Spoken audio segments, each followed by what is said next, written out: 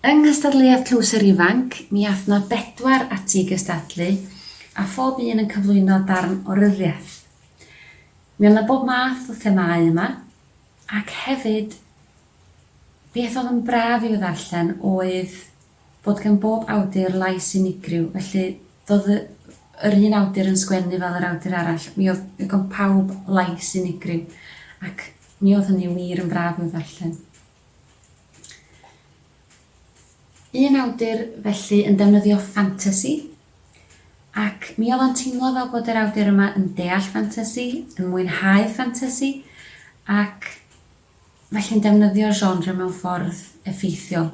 Dwi'n digwydd bod yn mwynhau ffantasi fy hun, ac mi oedd yr elfen ffantasiol yma o'r stori yn rhywbeth nes i fwynhau yn fawr iawn.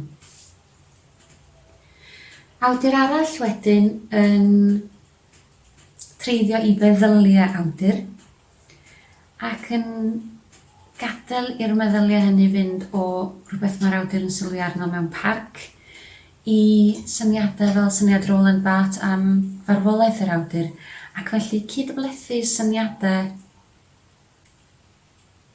mor wahanol at ei gilydd, ond mae'r cydblethu yna'n digwydd mewn ffordd grefftus iawn, ac yn dangos arddull ddiddorol a chyffroes, a nes i wirioneddol fwynhau arddull yr awdur yma.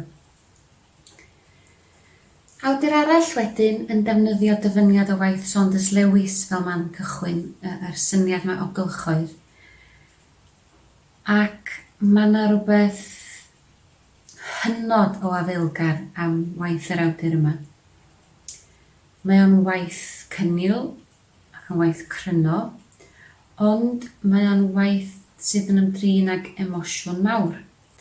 Ac mae'r awdur yn ymdrin ar emosiwn hwnnw mewn ffordd grefftus ac mewn ffordd onest ac mewn ffordd diffyant, ac mi nath y gwaith yma gael effaith ar griff a fi yn syth.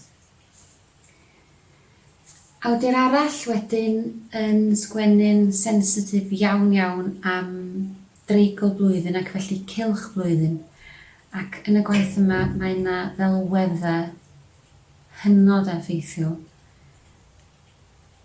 a delweddau oedd yn cael effaith ar y darllenydd.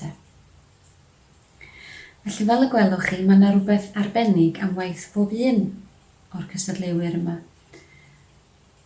Ond mi nath griff a fi gytuno bod yna rhywbeth arbennig iawn am waith Machwedd. Ac felly Machwedd am waith cynnil ond diffyant, llongyfarchiadau mawr, Machwedd sy'n ennill Tlws yr Ifanc.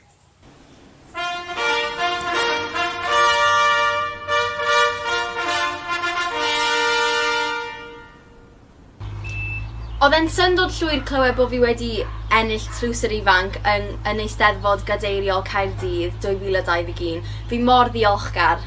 Diolch!